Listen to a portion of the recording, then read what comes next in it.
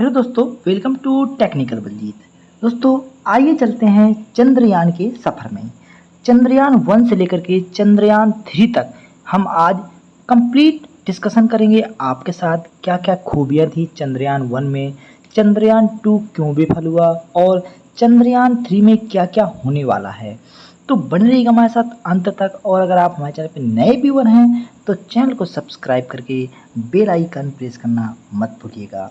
दोस्तों भारत का चंद्रयान 1 यह 22 अक्टूबर 2008 को लॉन्च किया गया था। इसमें एक ऑर्बिटर और एक इम्पैक्टर जो चांद की ओर भेजे गए थे। 8 नवंबर 2008 को यह चांद की कक्षा में पहुंचा था। चंद्रयान 1 ने चांद की सतह पर पानी के संकेत खोजे थे और ये दुनिया का एकमात्र भारत देश है जिसने चंद्रमा पर पानी की खोज की थी। यह मिशन 2 साल के लिए था।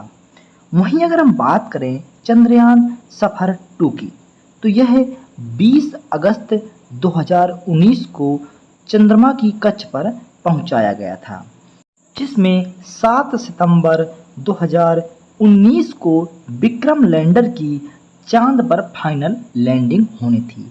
लेकिन चांद की सतह से कुछ दूरी पर ही इसका इसरो से संपर्क टूट गया था।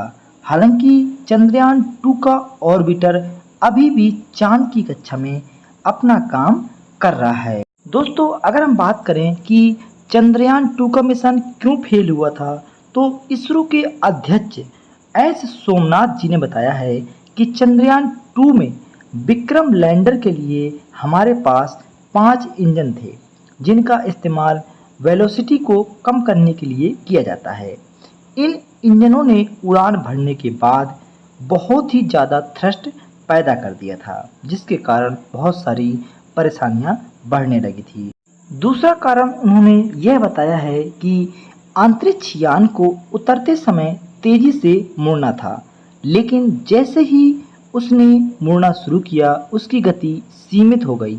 उन्होंने कहा कि हमें ऐसी स्थिति की बिल्कुल भी अपेक्षा नहीं थी। वहीं अगर हम बात करें चंद्रयान 2 के फेल होने का तीसरा कारण छोटी लैंडिंग साइट बताई गई थी। दरअसल अंतरिक्ष यान को उतारने के लिए 500 मीटर गुणे 500 मीटर की छोटी लैंडिंग साइट थी, लेकिन चांद की जमीन उखड़ जो कि उबड़ खाबड़ है, उसके चक्कर में अपना जो यान का जो वेग था वह बढ़ाकर वहां पहुंचने की कोशिश कर रहा था। यह सतह के लगभग करीब था और लगातार वेग से बढ़ रहा था। चांद की सतह पर गड्ढे, बड़े बड़े गड्ढों के कारण लंबे खतरनाक अंधेरे वाले क्षेत्रों के साथ चंद्रमा के दक्षिणी ध्रुव के पास लैंडिंग साइट के चयन ने चंद्रयान 2 के सफल को विफल कर दिया था। लेकिन अगर हम बात करें चंद्रयान 3 की, तो चंद्रयान 3 अब विफल नहीं होगा और ये दुनिया का चौथा देश बन जाएगा जो कि चंद्रमा पर अपना ध्वजा लहराएगा, यानी कि भारत अब दुनिया का चौथा देश बनने वाला है। दोस्तों चंद्रयान 3 की अगर हम बात करें तो यह 14 जुलाई यानी कि कल 14 जुलाई 2023 को दोपहर 2:35 पर श्री हरिकोटा के सतीश धवन अंतरिक्ष केंद्र से लॉन्च किया जाएगा।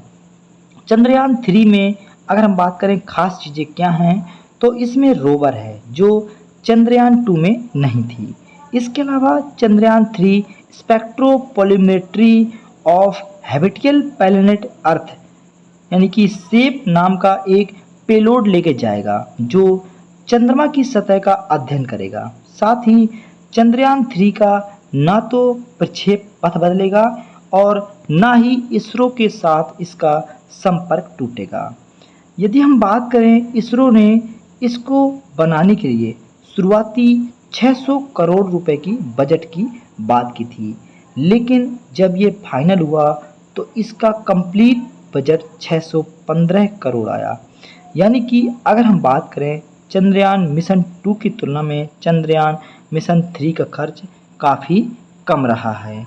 तो हम उम्मीद करते हैं और इसरो को बहुत बहुत बधाई देते हैं कि इन्होंने इतनी जल्दी चंद्रयान 3 मिशन के लिए अपना प्रक्षेपण दिनांक तय कर लिया है। और अग्रिम बधाई के साथ हम आपके साथ विदा लेते हैं। ऐसी ही इंटरेस्टिंग जानकारियों के लिए हमारे चैनल को सब्सक्राइब करना बिल्कुल मत भूलिएगा। Thank you for watching. जय हिंद।